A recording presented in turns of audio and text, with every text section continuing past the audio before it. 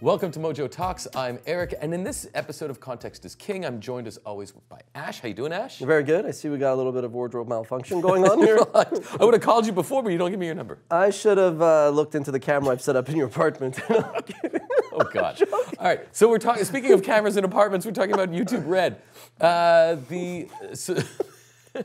Okay, it launched in 2014, originally as Music Key, and then it was rebranded a year later as a video subscription service where you could basically watch YouTube videos without all the ads. So I guess kind of YouTube's answer to Netflix.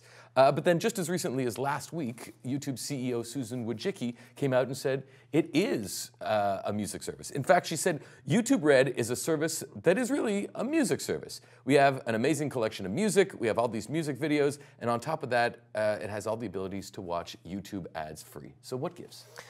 Yeah, first of all, imagine being an employee at YouTube Red and all of a sudden you see this quote. You're like, really? We're a music service? So that must be... I'm a huge music fan, but I would figure like, okay, something's up. Here. I think it does boil down to something we've touched on, which is innovator's dilemma. But let us get to that a bit later on. I think, okay, first, full disclosure. So WatchMojo has a big YouTube channel, and I don't want to be a hypocrite. Yes, WatchMojo has submitted and had discussions with many of the platforms, including YouTube Red, for possible shows. None of the stuff I'm going to say is really confidential. The stuff I'm going to talk about are more, in the public domain out there. So look, I think it doesn't take a genius to figure out that if YouTube has a subscription service, they're going to want it to be two things, the programming. They're going to want to leverage their massive, content creators that are already on the platform, like WatchMojo, PewDiePie, and others. And they're going to want to make sure that this is something that gives them a foray into the lucrative subscription business, because ultimately YouTube is an ad-supported platform. So I think when it comes to the kinds of things that they would greenlight and commission, one would figure it's something that one drafts off of the programming of that channel. So if WatchMojo is known for top 10 countdowns, then you would assume they would want something that builds on that. Top 10-ish. Maybe, you can assume. Or at least the verticals we cover, entertainment and whatnot, or the concept of ranking, something is better than another. And the other one, and I think this is the key, is it something that is like sponge-worthy?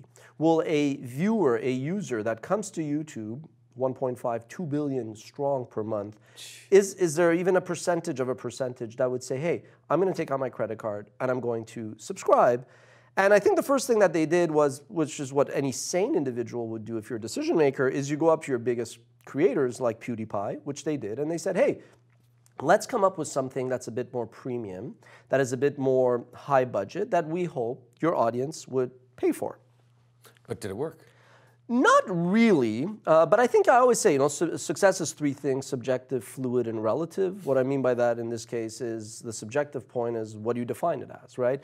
I think perception matters a lot in the world, and in business. If you are a user, let's take myself now as a parent of a 9- and 7-year-old.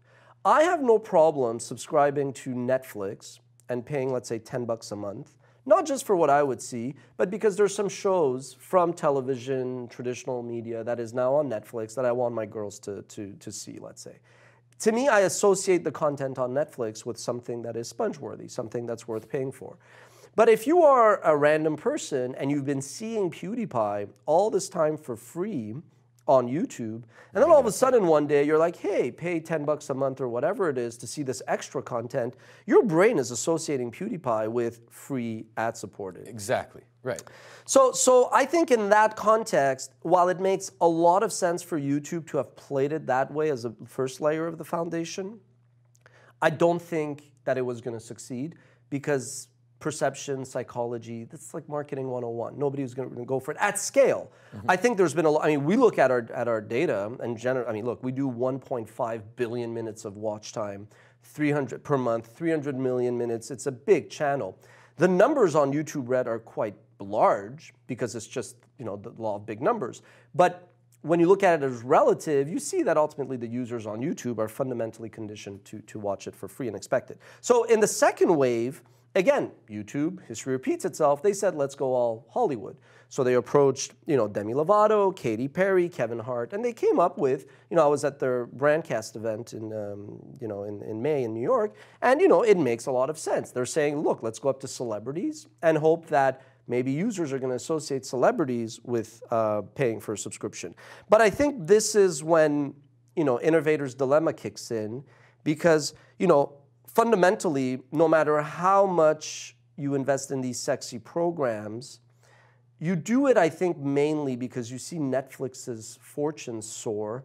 But I think when you then go back to your, internally, when you go back to your core, you see that YouTube Red will not be as big as your core business. And this is just me commenting as a layman off the street. I'm not talking about any specifics now. I just think fundamentally, this is more a reflection of just how massive and awesomely powerful YouTube as a platform is in terms of free advertising supported, programming. But do you think, they won't be comparable in terms of, hits and originals, let's say, to Netflix? Well, that's a good point. I actually don't think that Wall Street gives a damn about Netflix's originals. I don't think Wall Street cares either way if Netflix has yet another. But Wall Street cares about the subscription revenue stream, that recurring monthly, every credit card, whatever the 10th, the 12th of the month, whenever it is, cha-ching, without even watching a given show on Netflix, which I do. I saw Chris Rock's special last night. It was pretty good. But the point is, that is really attractive, and it's complementary to, for YouTube, it would be complementary to their advertising revenue stream. So I don't necessarily think that YouTube, I don't want to say YouTube doesn't care about the content. That's not true. I think they view content as a means to an end. I think in the boardroom, both Netflix, Reed Hastings has kind of said it, content for him is a means to an end. It's a binary. It's 0, 1, 0, 1. Is it going to lead to somebody taking out their credit card? Look, at the end of the day, Facebook generates 97% of their total revenues from advertising. YouTube or Google generates, Alphabet, which is the parent company, generates 88% of its revenues from advertising. And then you got Microsoft and Amazon at 5 and 7%. So what you're seeing is Facebook, but now we're talking about Google. Google just wants to reduce that exposure to advertising. And they thought that YouTube Red could be a path to that. And yet the CEO is coming out and saying it's a music service. Yeah, look, I listen to music. The main platform that I listen to music is not Spotify, it's not Pandora, it's YouTube. And not YouTube's paid service. I like to listen to old live bootlegs and, obscure songs of all genres from all decades on YouTube in the background. Can't, on your phone, be listening to YouTube while you do something else. Fair enough. But I am in the car other way. In the car, I listen to Sirius. Shout out Sirius.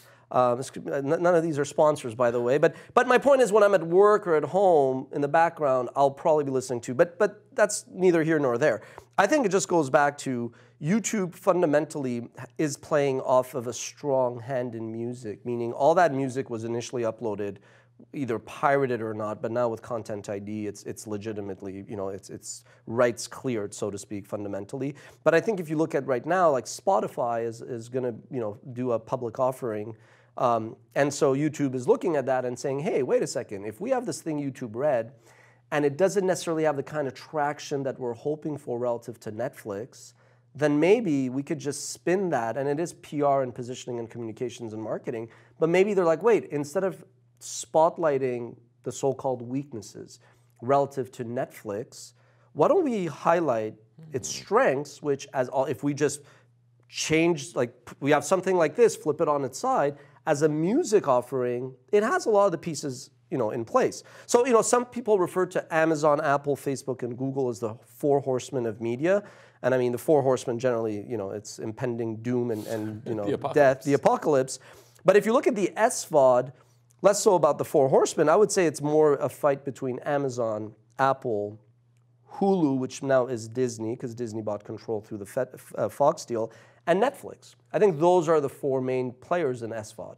So I noticed you excluded Google and YouTube in there. Are you basically saying they're tacitly admitting defeat to Netflix? No. What I'm saying is they're playing off their strengths, meaning if YouTube Red already has high engagement and listenership for music fans, play that angle, because they still have, as a company and as a website, so much more upside as an AVOD. So what they're doing is saying, you know what, if we have to spend billions of dollars in the end to put all this content behind a paywall, we don't really win. Context is king, as always. Thanks very much, Ash, and we'll talk to you guys next time.